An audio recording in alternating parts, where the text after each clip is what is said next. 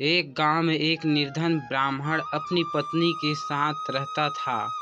उसकी गरीब हालत देखकर गांव के लोगों ने सोचा कि थोड़ा चंदा इकट्ठा करके क्यों न इसे कुछ काम करा दिया जाए। गांव के चौधरी की देख रेख में चंदा इकट्ठा किया गया तथा उससे ब्राह्मण को एक घोड़ा टांगा दिलवा दिया गया। ब्राह्मण उससे सवारी धोता और इस प्रकार अपना गुजारा चलाने लगा। एक दिन सुबह जब ब्राह्मण शहर से गांव की तरफ लौट रहा था तो उसे दो सवारियां मिली।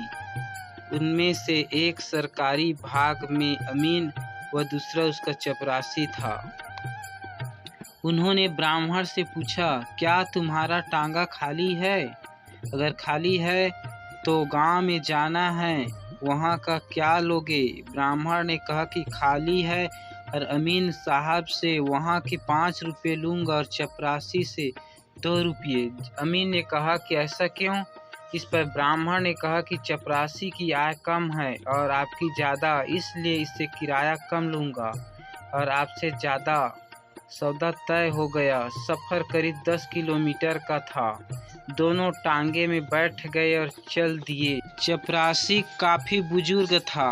ब्राह्मण ने चपरासी से कहा कि चपरासी साहब, आप काफ़ी बुजुर्ग हैं, कृपया अपने अनुभव के आधार पर कोई ऐसा किस्सा सुनाएं जो जीवन में काम आए। चपरासी ने कहा कि एक अनुभव का 1 रुपया लूँगा। ब्राह्मण ने कहा कि ठीक है, सुनाओ। उसने सोचा कि सफ़र कटेगा और 1 रुपया कम मिलेगा तो कोई बात नहीं, 3 रुपये तो अमीन साहब से फालतू लेने ही है। चपरासी ने कहा कि सुनो, अपने मन की यह कोई बात है जिसे आप छिपा कर रखना चाहते हैं, उसे कभी भी अपनी पत्नी को मत बताना। ब्राह्मण ने कहा। आगे चपरासी ने कहा, बात खत्म हो गई और सुननी है तो उसका 1 रुपया और लगेगा। ब्राह्मण ने सोचा, अभी तो अमीन के 2 रुपये और बचे, क्यों ना एक बात और सुनी ली जाए।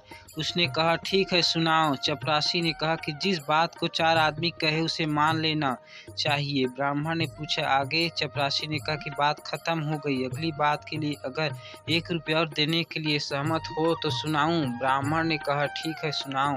चपरासी ने कहा कि मुर्दे को कंधा देना चाहिए व कुछ दूर उसके साथ चलना चाहिए। ब्राह्मण समझ गए कि चपरासी साहब की बात खत्म हो गई है और अब अगली बात सुनी तो उसका 1 रुपया और लगेगा, जो मूल किराए में से जाएगा। इसके बाद ब्राह्मण ने और कोई बात सुनने की नहीं कहा। उन दोनों सवारी को उतारकर ब्राह्मण अपने घर पहुंचा।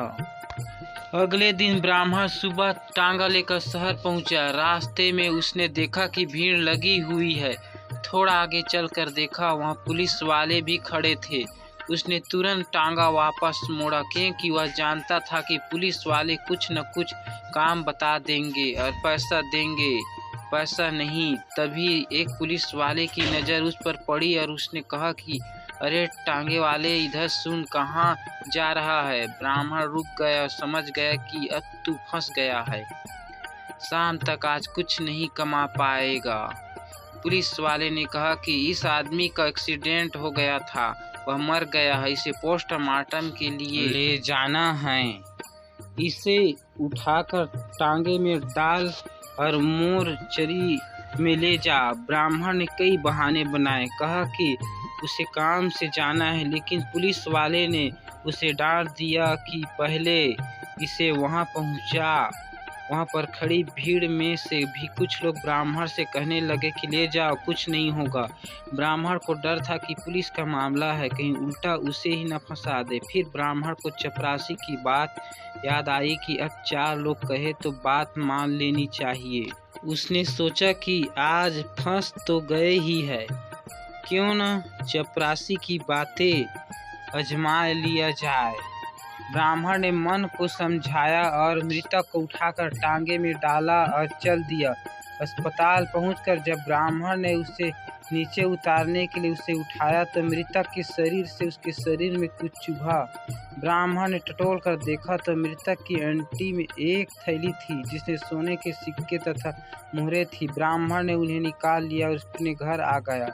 कुछ दिन तक ब्राह्मण चुपचाप अपना टांगा चलाता रहा और गुजारा करता रहा, क्योंकि वह जानता था अगर तूने इस धन का इस्तेमाल किया तो लोग उससे चिढ़ने लगेंगे और पीछे पड़ जाएंगे कि उसके पास इतना धन कहाँ से आया, कहाँ तो वह भूखा मरता था। उसने यह बात अपनी पत्नी को भी नहीं बताई क्योंकि चपरासी की बात उसे याद थी। कुछ दिन बाद ब्राह्मण ने अपनी झोपड़ी की जगह एक पक्का मकान बनाया और आराम से रहने लगा। उसके पड़ोस में रह रहे चौधरी को उसने जलन होने लगी कि इसका घर मेरे घर से अच्छा बन गया है, वह भी इतनी जल्दी, इतनी प्रगति। उसने सोचा कि यह ब्राह्मण करता क्या है, जरूर कुछ न कुछ गड़बड़ है। उसने सोचा कि पहले पता लगा लेना चाहिए कि मामला क्या है।